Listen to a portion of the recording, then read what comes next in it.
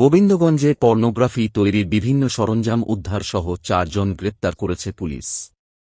আমাদের প্রতিনিধি তথ্য ও ভিডিও নিয়ে বিস্তারিত প্রতিবেদন। গাইবান্ধার গোবিন্দগঞ্জে অবৈধ পর্নোগ্রাফি তৈরির পর মোবাইলে ভিডিও ধারণ করে ইন্টারনেটে ছড়িয়ে দেওয়ার অভিযোগে পুলিশ নারীসহ ওই চক্রের ৪ জনকে গ্রেপ্তার করেছে। এ সময় মোবাইল ফোনসহ ও পর্নো ভিডিও তোলার কাজে ব্যবহৃত বিভিন্ন সরঞ্জামাদি জব্দ করা হয়। শনিবার আনুমানিক 4:30টার দিকে গোপন সংবাদের ভিত্তিতে গোবিন্দগঞ্জ থানার এসআই আহসান হাবিব সরকার সঙ্গীয় ফোর্সসহ গোবিন্দগঞ্জ পৌর শহরের বুজরুক বোয়ালিয়ার হীরকপাড়া এলাকার জনৈক ছুফুরা আক্তারের বিল্ডিং বাসার ৩ তলার একটি কক্ষে অভিযান চালায়। এ সময় পর্নোগ্রাফি তৈরির বিভিন্ন মালামাল সামগ্রী উদ্ধারসহ ওই চক্রের ৪ সদস্যকে গ্রেপ্তার করে পুলিশ।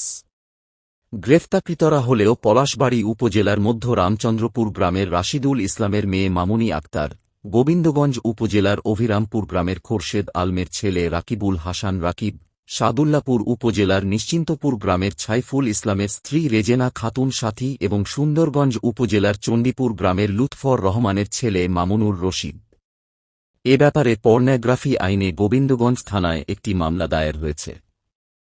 গ্রেপ্তারকৃতরাসহ একটি চক্র দীর্ঘদিন ধরে গোবিন্দগঞ্জ পৌর এলাকার হীরকপাড়ার ছুফুরা আক্তারের বিল্ডিংয়ের ৩ তলার একটি কক্ষ ভাড়া নিয়ে সেখানে এই ধরনের অসামাজিক ও অপরাধমূলক কর্মকাণ্ড চালিয়ে আসছিল বলে পুলিশ জানায়। পর্নোগ্রাফি তৈরি চক্রের ৪ সদস্যকে গ্রেপ্তারের বিষয়টি নিশ্চিত করে গোবিন্দগঞ্জ থানার অফিসার ইনচার্জ মোজাম্মেল হক বলেন, গ্রেপ্তারকৃতদেরকে আদালতের মাধ্যমে গাইবান্ধা জেলা কারাগারে পাঠানো হয়েছে।